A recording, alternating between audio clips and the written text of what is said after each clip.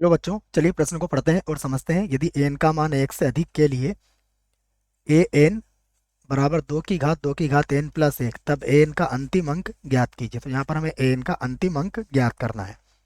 प्रश्न को हल करने से पहले हम प्रश्न के लिए मुख्य अवधारणा लिखेंगे, जिसकी सहायता से इस प्रश्न को हल किया जाएगा। तो अवधारणा मुख्य अवधारणा में हम यहाँ पर इस प्रश्न को गणितीय आगमन के सिद्धांत से सिद्ध करेंगे बच्चों।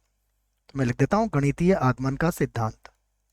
गणितीय आगमन आगमन का सिद्धांत। गणितीय आगमन के सिद्धांत में चार चरण होते हैं। पहला चरण, जो भी कथन हमें दिया गया है हमें उसको पी ऑफ एन के बराबर मानना है। दूसरा, एन बराबर एक पर उसकी सत्यता की जांच करनी है। उसके बाद एन बराबर के पर उसको सत्य मानना है। और उसके बाद एन बराबर के प्लस एक पर उसे सत्य सिद्ध करना है। यहाँ के कोई भी प्राकृत संख्या हो सकता है। तो ये कुछ चार चरण होते हैं जो आपको याद रखना है। अब हमें जो कथन दिया गया है वो एन का मान एक से बड़े के लिए है।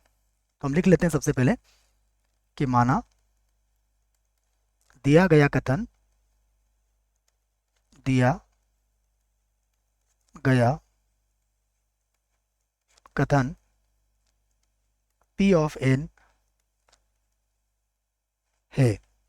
P ऑफ n है, ये कर लेते हैं हम इसको, जैसा कि गणितीय आगमन के सिद्धांत से होता भी है। अब हम इसमें n बराबर एक रखेंगे, तो एक तो रख नहीं सकते क्योंकि n का मान एक से अधिक है, तो दो रख लेंगे बच्चों। तो अब n बराबर दो पर देखिए क्या बनेगा, ये P ऑफ दो। उसके पहले मैं इस कथन को लिख लेता हूँ यहाँ पर। तो P ऑफ n, देखिए सच देट क्या हो जाएगा, ये हो जाएगा हमारे पास ए एन बराबर दो की घात एन प्लस एक। अब मैं इसको n बराबर दो रख रहा हूँ इसमें। तो n बराबर दो पर क्या बनेगा, ये बनेगा ए दो बराबर दो की घात दो प्लस एक।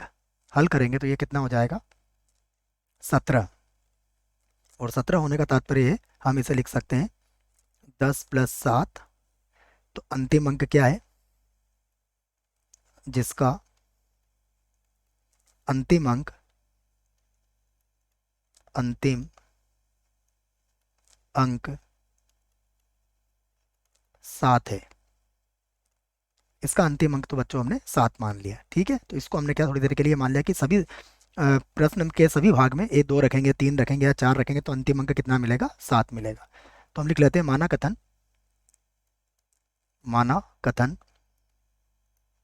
कथन एन बराबर के पर सत्य है।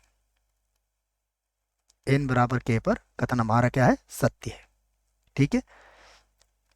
यहाँ के कोई भी प्राकृत संख्या हो सकता है। अब हम क्या करते हैं कि यहाँ पर इसको पी ऑफ के ले लेते हैं। तो पी ऑफ के सच देट, ये हो जाएगा ए के बराबर दो की घात के प्लस एक। और इसका अंतिम अंक क्या होगा, इसका अंतिम अंक 7 होना चाहिए। तो हम इसको लिख लेते हैं 10m + 7, ठीक है। तो m कोई भी प्राकृत संख्या यहाँ पर हो सकता है। देखो, अगर m कोई भी प्राकृत संख्या है और प्लस अगर हम 7 जोड़ेंगे तो हमें क्या मिलेगा, हर बार इसका अंतिम अंक 7 ही मिलेगा। इसे मैंने समीकरण 1 बना दिया। अब सिद्ध करना है कथन, सिद्ध करना है सिद्ध करना है कथन कथन n बराबर k+1 के लिए भी सत्य है। अर्थात P of k+1 such that a की घात ए k+1 बराबर, ये हो जाएगा दो की घात k+1, और ये क्या का अंतिम अंक क्या होना चाहिए, 7। तो इसको हमेशा लिख सकते हैं 10, और यहाँ हो जाएगा ये m+1, m+1, और प्लस कितना लिख देते हैं हम इसको, 7 लिख देते हैं। ठीक है, इस प्रकार से कोई बात हमें सिद्ध करना पड़ेगी, या फिर इसका अंतिम अंक 7 हमें बताना पड़ेगा। अगर इस प्रकार से हम नहीं बताना चाहते हैं तो इसको ऐसा लिख लेते हैं बच्चों। ठीक है, इसको चाहें तो आप ऐसा लिख सकते हैं, इसकी भी जरूरत नहीं है। का अंतिम अंक 7 है, हमें क्या बताना है, का अंतिम अंक, अंतिम अंक 7 है, ये बताना है हमें। तो अब इसे हल करते हैं, देखो। तो अब हम 2 की घात, इसी को लेके हल करेंगे। 2 की घात, 2 की घात k+1 बराबर, इसे लिख सकते हैं 2 की घात, 2 की घात k, और गुणा 2 की घात 1 लिख सकते हैं इसको। या फिर इसे लिख सकते हैं 2 की घात, देखो 2 गुणा 2 की घात k। अब मैं एक घातांक का नियम आपको बता देता हूँ कि अगर a की घात m की घात n है, तो ये किसके बराबर होता है, a की घात m गुणा n के। तो हम इस आधार पर इसको ऐसा भी लिख सकते हैं, 2 की घात, 2 की घात k, और पूरे की घात कितनी हो जाएगी, 2 हो जाएगी। देखो बच्चों, अगर m गुणा n है तो फिर m की घात n आप कर सकते हो। अब यहाँ पर देखिए, समीकरण नंबर 1 से मान रख सकते हो आप।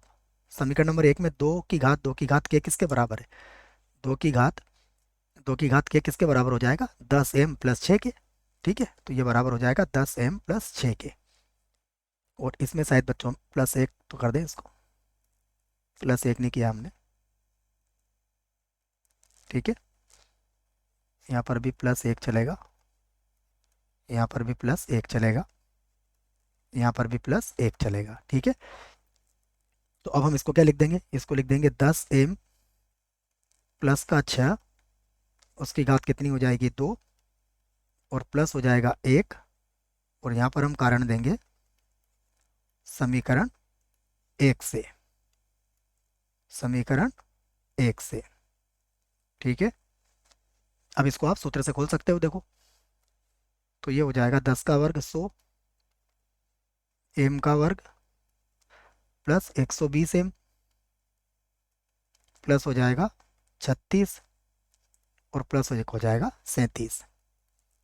तो ये हो जाएगा 100m का वर्ग प्लस 120m प्लस, इसको लिख सकते हो आप 30, और प्लस कितना हो जाएगा, 7। अगर आप ध्यान से देखें तो देखो, सभी में से आप 10 कॉमन ले सकते हो। तो ये हो जाएगा 10m का वर्ग प्लस ये हो जाएगा 120 में से 10 बाहर ले लिया है तो 12 बचेगा, और प्लस हो जाएगा 3, और प्लस 7। तो देखिए 10 के गुणा में आएगा तो यहाँ तो एक जीरो आएगा ही अंत में, और फिर 7 जुड़ जाएगा। तो हम कहेंगे जो, या जिसका अंतिम अंक 7 है। इस प्रकार से लिख देंगे इसको, क्या लिखेंगे, इस प्रकार से लिख लेते हैं बच्चों इसको। अतः अंतिम अंक, अंतिम अंक, अंतिम अंक 7 है। ठीक है, तो इसका अंतिम अंक भी 7 हो गया। तो गणितीय आगमन के सिद्धांत से क्या हुआ, ये सभी संख्याओं पर सिद्ध हो गया है बच्चों। तो हम इस बात को लिख लेते हैं। अतः गणितीय आगमन के सिद्धांत से, गणितीय आगमन के सिद्धांत से, सिद्धांत से P ऑफ n, जहाँ n का मान 1 से क्या है, बड़ा है, P ऑफ n सभी, सभी n belongs to capital N के लिए, के लिए सत्य है, अर्थात अर्थात P ऑफ n का अंतिम अंक अंतिम अंक अंतिम अंक 7 है। ठीक है, अर्थात को बच्चों एक बार और लिख देते हैं।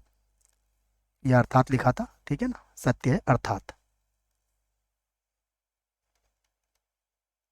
अर्थात तो समझ में आ गया होगा आपको। अर्थात अंतिम अंक क्या है हमारा, सभी प्राकृत संख्याओं के लिए अंतिम अंक इसका 7 होगा, केवल एक को हमने हटा दिया यहाँ से। आशा करता हूँ बच्चों प्रश्न का उत्तर समझ में आया होगा। धन्यवाद।